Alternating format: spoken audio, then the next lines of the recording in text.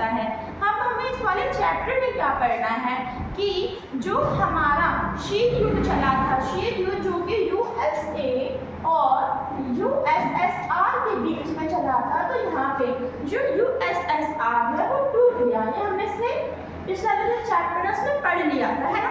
तो कौन बचा? यूएसए बचा। अब हम इस वाले चैप्टर में क्या जानेंगे कि सत्ता के वैकल्पिक मतलब ऑप्शनल, वैकल्पिक का मतलब होता है ऑप्शनल, केंद्र का मतलब सेंटर, कि अब विश्व में यूएसए के अलावा और कौन कौन सी शक्तियां उभर रही है जो कि यूएसए को मात दे सकती है। क्योंकि अभी वर्ल्ड में जो सबसे बड़ी जो शक्ति है वो यूएसए को ही कहते हैं, क्योंकि जो यूएसएसआर था वो टूट गया था, है ना। तो अब हम यहाँ पे जानेंगे यूरोपीय संघ, आसियान और चीन के बारे में। हम इन तीनों शक्तियों के बारे में इस चैप्टर में अध्ययन करेंगे। तो सबसे पहले हम जानेंगे यूरोपीय संघ। जी हाँ, यूरोपीय संघ। जैसा कि हमें पता है कि first and second world war, है ना, जो कि यूरोप के देशों में हुआ था। अब जिस देश में होगा, जिस जगह पे होगा, वो तो खतरे में पड़ेगी ही, वहाँ पे तो हर चीज से हानि आएगी। तो ऐसा ही हुआ था यूरोप में भी। अब इन सब के चलते क्या हुआ? यूरोपीय संघ का निर्माण हुआ। समझ में आया कि यूरोपीय संघ का निर्माण क्यों हुआ? क्योंकि यूरोप में दो विश्व युद्ध चल रहे थे और इन विश्व युद्ध के कारण क्या हुआ, वहाँ वो एकदम तहस नहस हो गया और वहाँ के देशों ने सोचा कि हमें एक संघ बनाना चाहिए, जिसको आगे चल के नाम दिया गया यूरोपीय संघ। अब हम यहाँ पे जानेंगे कि इसका जो डेवलपमेंट है, इसका जो विकास है वो किस तरीके से हुआ। तो यहाँ पे आपको 1 2 3 4 ये आपको 4 शब्द याद रखने हैं, है ना। इसमें आता है 1948 में मार्शल योजना आई थी। अब आप पूछेंगे कि मार्शल योजना क्या होती है। मार्शल योजना एग्रीमेंट था मेनली, जो कि यूएसए और ये जो हमारा यूरोप है ना, यूरोप के जो देश है इनके बीच हुआ था, है ना। अब ये क्यों हुआ? इसका मेन रीजन ये था कि जो यूएसए है वो यूरोप के देशों को आर्थिक रूप से लाभ करे, उसे आर्थिक रूप से सहायता दे, मतलब कि पैसों से लेकर इसको सहायता दे। तो इसी को हम कहते हैं मार्शल योजना। फिर आगे चलकर 1949 में अगले ही साल यहाँ पे आर्थिक यूरोपीय संघ का निर्माण हुआ। आर्थिक यूरोपीय संघ मतलब कि यूरोप में जितनी भी तहस नहस चल रही थी आर्थिक रूप से, तो उन सब में सुधार लाना। फिर 1957 में राजनीतिक यूरोपीय संघ का निर्माण हुआ।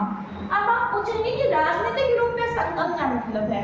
राजनीतिक यूरोपीय संघ का मतलब है कि अब यूरोप के जो देश है अब वो न केवल आर्थिक रूप से आगे बढ़ रहे हैं, बल्कि वो राजनीतिक रूप से भी आगे बढ़ रहे हैं। उनमें जो राजनीतिक जो प्रणालियां है ना वो भी क्या हो रही है, अब वो भी विकसित हो रही है। वहाँ का जो शासन है, यूरोप के देश का जो शासन है वो भी बेहतर हो रहा है। उसके बाद 1992 सन याद रखिए, संधि का नाम याद रखिए, maastricht संधि के द्वारा यूरोपीय संघ का निर्माण हुआ। तो अब चलते हैं इस पर, है ना। ये जो प्रश्न है ना, अगर आपने इसको याद कर लिया मतलब कि आपने यूरोपीय संघ पूरा का पूरा पढ़ लिया। तो चलिए हम जानते हैं यूरोप संघ के बारे में और भी कई महत्वपूर्ण जानकारियां। इससे पहले वाले प्रश्न में हमने इसका विकास देखा था कि इसका जो विकास है वो किस तरीके से हुआ। अब हम यहाँ पे क्या देखेंगे कि इसके उद्देश्य क्या थे, ये क्यों मनाया गया, फिर इसकी विशेषताएं क्या है, उसके बाद ये कितना इफेक्टिव है, ये प्रभावशाली कितना है, और फिर इसकी कमियां देखेंगे, है ना। तो सबसे पहले हम चलते हैं एम पर, मतलब कि यूरोपीय संघ जो बना वो क्यों बना। इससे पहले मैंने आपको बताया था कि 2 वर्ल्ड वॉर हुए थे, जिससे क्या हुआ, यहाँ पे तहस नहस हुआ, यहाँ पे आर्थिक रूप से क्षति हुई। तो यहाँ पे आर्थिक विकास करने के लिए इसका निर्माण हुआ यूरोपीय संघ का। फिर यहाँ पे आता है अगला कि यहाँ पे समान मुद्रा प्रचालित करने के लिए, समान मुद्रा प्रचालित करने का मतलब है यूरोप संघ के या फिर यूरोप जो देश है, यूरोप जो महाद्वीप है, वहाँ पे जितने भी देश है उन सब में जो मुद्रा है, यूरो जो मुद्रा है वो लेकर आना, है ना। फिर आता है वीजा मुक्त आगमन, मतलब कि अगर हमें किसी भी देश में जाना है तो हम बिना किसी वीजा की जा सकती। तो ये भी इसका उद्देश्य है। समान विदेश व सुरक्षा प्रणाली। जो यूरोप महाद्वीप के जो देश है वहाँ पे सबसे पहले तो विदेश व सुरक्षा प्रणाली है ना, विदेश प्रणाली सुरक्षा प्रणाली मतलब कि यहाँ पे जो भी क्षति हुई है तो उसको ठीक करने के लिए, दूसरे देशों से बचाव के लिए, या फिर हम बोले कि जो परमाणु की जो शक्ति होती है वो होने की यहाँ पे समान प्रणाली होनी चाहिए। तो ये आपके 4 इम्पोर्टेंट एम आ जाएंगे यूरोपीय संघ के निर्माण के। अब हम जानेंगे इसके फीचर क्या है। तो पहला तो सुरक्षा परिषद में स्थायित्व। अगर अभी आप आगे पढ़ोगे अंतर्राष्ट्रीय संगठन, उसमें हम सुरक्षा जो संगठन है ना उसके बारे में पढ़ेंगे। तो यहाँ पे ये बताया गया है कि अंतर्राष्ट्रीय स्तर पे सुरक्षा जो परिषद है वहाँ पे यूरोपीय जो संघ है उसके देश है वो भी स्थायी रूप से है। अब इसमें जो नाम आएगा वो आएगा आपका फ्रांस, ठीक है। ये जो फ्रांस है वो सुरक्षा परिषद पे एक स्थायी सदस्य है। फिर आता है सकल घरेलू उत्पाद। आज के दौर में जो यूरोपीय संघ है इसका जो जीडीपी है वो बहुत ही ज़्यादा अच्छा है। अमेरिका से भी इसका जीडीपी अच्छे से अच्छा जा रहा है। अब आर्थिक विकास इसका बढ़ रहा है ना। और मामलों में दखल अंदाजी, इसका मतलब ये है कि किसी भी देश के अगर हम बोलो सामाजिक न्यायिक राजनीतिक जो मामले होते हैं उसमें दखल अंदाजी दे सकता है, इसलिए इसकी अहमियत है। और यहाँ पे अगर मैं आपसे और बोलूँ कि अब आप यहाँ पे और क्या विशेषताएं लिख सकते हो, तो अब आप यहाँ पे बता सकते हो कि यूरोप संघ के जो देश है इनके पास अपना झंडा है, अपना राष्ट्रीय गान है, बस इनके पास अपना जो संविधान है वो नहीं है। और आप यहाँ पे ये भी बता सकते हैं कि जो यूरोपीय जो संघ है हाँ तो इस पे जो तो इसका विकास अच्छे से हो रहा है, इसका राजनीतिक विकास भी अच्छे से हो रहा है। तो आप यहाँ पे विशेषताएं बता सकते हो। अब हम यहाँ पे क्या पढ़ेंगे कि यूरोपीय जो संघ है इतना प्रभावशाली क्यों है, इतना इफेक्टिव क्यों है, इसके इफेक्टिव होने के इतने कारण क्या है। तो यहाँ पे आप मेन 3 कारण बताएंगे, आर्थिक, राजनीतिक और सुरक्षा। आर्थिक मतलब कि जो यूरोपीय संघ है आज एक प्रभावशाली संघ बन रहा है। क्यों? क्योंकि ये आर्थिक रूप से क्या कर रहा है, बढ़ोतरी कर रहा है। फिर दूसरा राजनीतिक, मतलब कि यूरोपीय संघ आज प्रभावशाली देश है, संघ है। क्यों है? क्योंकि इसकी राजनीतिक जो व्यवस्था है, प्रणाली है वो समान है। अभी भी मैंने आपको बताया था कि इसका समान एक समान इसका झंडा है, राष्ट्रीय गान है। तो आप यहाँ पे ये वाले जो पॉइंट्स है वो भी लिख सकते हो, जिसके कारण हमें यूरोपीय संघ की एकता के बारे में पता चल रहा है। फिर जैसे कि मैंने भी आपको बताया था सुरक्षा के बारे में, है ना, कि सुरक्षा परिषद में स्थायी हो। तब आप यहाँ पे ये वाला पॉइंट लिखोगी। दूसरा पॉइंट भी लिखोगी कि जो यूरोप जो संघ है ना इसके पास बम है, परमाणु बम है और इसके पास कई हथियार भी है। तो इसलिए ये क्या है, प्रभावशाली संघ है। अब हम यहाँ पे और क्या पढ़ेंगे कि किसी भी संघ की ना कमियां जरूर होती हैं कुछ ना कुछ, तो इसकी भी इसी तरीके से कमियां हैं। तो यहाँ पे मैं 3 कमियों के बारे में आप अपने पेपर में लिख कर आओगे, जिसमें आता है यूरो मुद्रा। जैसे कि पता है कि जो यूरोपीय जो संघ है इसकी यूरो मुद्रा है, और इसी यूरो मुद्रा से रिलेटेड जो यूरोपीय संघ के कुछ देश है जिसको इससे लेकर नाराजगी है। तब आप यहाँ तक पॉइंट लिखेंगे। फिर आप लिखेंगे कि कई बार ऐसा हो जाता है कि यूरोपीय जो संघ है ना उसके जो अलग अलग जो देश है उनके जो विचार तो वो विरोधाभास से चले जाते हैं, मतलब कि वो मैच नहीं खा पाते, जिस कारण यूरोपीय संघ में जो फैसले हैं वो भी हम अच्छे से नहीं ले पाते हैं। फिर जो ब्रिटेन है, ब्रिटेन जो कि सुरक्षा परिषद के स्थायी सदस्य है वो भी यूरोप से अलग हुआ। 2016 जून के महीने में ये इससे अलग हो गया। अगर आपने इतना पढ़ लिया जो मैंने आपको बताया, माइंड मैप कर लिया, तो आपका यूरोपीय संघ 101% कंप्लीट है। अब हम चलते हैं आसियान के ऊपर। तो अब चलिए हम पढ़ेंगे यहाँ पे आसियान के बारे में। जी हाँ, आसियान, इसलिए फुल फॉर्म है ना वो दक्षिण पूर्व एशियाई राष्ट्रों का संघ। मतलब कि अगर आप देखेंगे वर्ल्ड मैप में तब आपको यहाँ पे जब आप एशिया के मैप पे ध्यान डालेंगे तो आपको संगठन को हम आसियान के नाम से जानते हैं। इसकी फुल फॉर्म कई बार पेपर में एमसीक्यूज के रूप में पूछ ली जाती है। अब हम यहाँ पे थोड़ा सा इसकी हिस्ट्री पे चलते हैं, है ना, कि जो हमारा आसियान है इसका जो निर्माण 1967 में हुआ। इसके संस्थापक जो देश है वो मेनली कितने हैं, 5 है, जिसमें आता है Indonesia, Malaysia, Philippines, Singapore, Thailand. तो ये आपको संस्थापक देश याद करने हैं। उसके बाद इसमें बाद में 5 देश और जुड़ गए, उनके नाम है Brunei, Darussalam, Vietnam, Laos, Myanmar और कंबोडिया। तो आपको इन 10 जो देश है उनके नाम याद करने हैं। अब हम यहाँ पे क्या देखेंगे कि जो हमारा आसियान है ना, इसके बनने के उद्देश्य क्या थे, इसकी एम क्या थे, क्यों बनाया गया।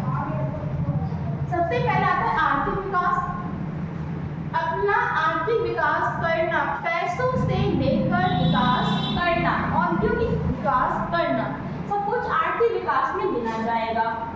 सामाजिक तथा सांस्कृतिक विकास करना, सामाजिक और सांस्कृतिक विकास का मतलब है कि अपनी जो संस्कृति है उसका फैलाव करना, उसमें स्थायित्व लाना।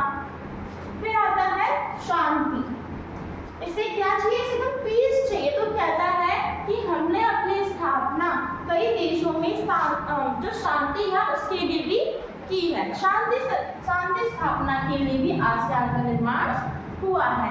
अब हम यहाँ पे क्या देखेंगे आगे कि आसियान शैली क्या कहलाती है। उद्देश्य पूर्ति के कारण यश कमाना, इसका मतलब ये है कि आसियान ने अपने उद्देश्य पूर्ति के कारण इसने बहुत ज़्यादा सक्सेस इसने कमाई, और इसी को हम आगे चल के आसियान शैली के नाम से जानते हैं। ये आपके पेपर में आती है।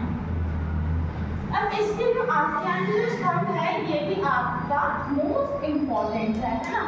इसमें हम क्या पढ़ेंगे कि हमारा जो आसियान है ये 2003 सन 2003 में स्तंभ लेकर आए 3। कौन कौन से, सुरक्षा स्तंभ, आर्थिक स्तंभ, सामाजिक व सांस्कृतिक स्तंभ। अब वो देखें तो ऊपर की तरह है, बस यहाँ पे सुरक्षा है, यहाँ पे शांति है ना। अब इसकी सुरक्षा का मतलब ये है कि जो देश है वो टकराव रहित रहे, प्रेम से रहे, सुरक्षा रहे, उनके पास परमाणु हथियार जो है वो रहे। फिर सेकंड क्या है कि आर्थिक विकास करना, पैसे से रिलेटेड विकास करना, वहाँ के जो लोग हैं उनको जितनी भी मूलभूत जो सुविधाएं हैं वो देना। इसकी जो मुद्रा है उसका भी विकास करना, क्योंकि मुद्रा का विकास करना हमेशा आर्थिक रूप में गिना जाता है। सामाजिक व सांस्कृतिक विकास, अपनी जो सामाजिक जो कंडीशन है उसको अच्छा करना, है ना, कि लोग मूलभूत सुविधाएं प्रदान, वहाँ पे जो भी अपराध चल रहे हैं वो बंद हो जाए, और सांस्कृतिक, इनकी जो संस्कृति स्थायी रहे, बल्कि जो संस्कृति है जो बाकी के देशों में फैले। अब हम यहाँ पे आगे पढ़ेंगे कि हमारा जो आसियान है इसकी नीतियाँ कौन कौन सी हैं। तो चलिए अब हम यहाँ पे क्या पढ़ेंगे कि जो आसियान है अब इसने कौन कौन सी नीतियाँ लाई, जिसमें सबसे पहले आता है वीगन नीति, जो कि 2020 में लाई गई। 1994 में क्षेत्रीय मंच नीति का मतलब ये है कि यहाँ पे जितने जो देश है उनको एक क्षेत्र प्रदान किया जाएगा जिसमें वो अपनी अपनी समस्या को प्रकट करेंगे। और वार्षिक बैठक योजना ये आपका 1999 में आया था। अब इसका मकसद ये है कि जितनी भी जो देश है 10 जो देश है उनकी एक मीटिंग की जाए हर वर्ष, वो अपनी परेशानी बताए, अपना सक्सेसफुल बताए, उन्हें क्या क्या करना चाहिए, उन सबके बारे में बातचीत करें। इसमें से आपके एमसीक्यू क्वेश्चन से आते हैं ज़्यादा कि जो वीज़न नीति कब लागू हुई, क्षेत्रीय मंच नीति कब लागू हुई, ठीक है। अब ये इम्पोर्टेंट है, ये आपका इम्पोर्टेंट क्वेश्चन आ जाता है, जिसमें आप यहाँ पे क्या देखेंगे कि जो इंडिया है इसके रिलेशन किस तरीके के हैं आसियान के साथ, है ना। तो सबसे पहले देखो जो इंडिया है ना, जो हमारा देश है उसने पहले आसियान को ध्यान नहीं दिया, लेकिन जब उसने देखा कि जो आसियान है वो तरक्की कर रहा है तो इसने भी सोचा कि हाँ हमें उनके पास जाना चाहिए और अपने संबंध अच्छे से अच्छे करने चाहिए। इसी कारण क्या हुआ, इंडिया ने 2 देश थे, है ना, जिसके आसियान सिंगापुर और थाईलैंड के साथ मुक्त व्यापार करा।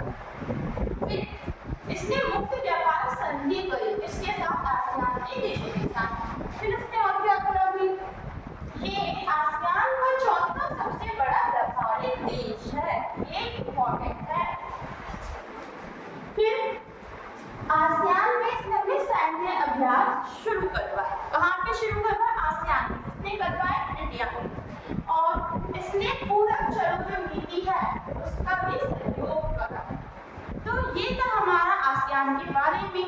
अब एक पॉइंट और रह गया है कि जो आसियान है ना, इसका एक अपना झंडा है, और इस झंडे में अगर हम देखें तो हमें यहाँ पे 10 गेहूं की बालियां यहाँ होती हैं। अब ये जो 10 गेहूं की जो बालियां हैं वो किसका प्रतीक है? ये 10 जो देश है उनको शो कर रहा है, फर्स्ट पॉइंट। सेकंड पॉइंट, ये उनके बीच मेल मिलाप और शांति का प्रतीक माना जाता है। बस इतना ही था आज की इस वीडियो के लिए। अगले पार्ट में हम जानेंगे चीन के बारे में, जो इंटरेस्टिंग है और इम्पोर्टेंट भी है। तो अगली वीडियो में बने रहना, लाइक और सब्सक्राइब जरूर।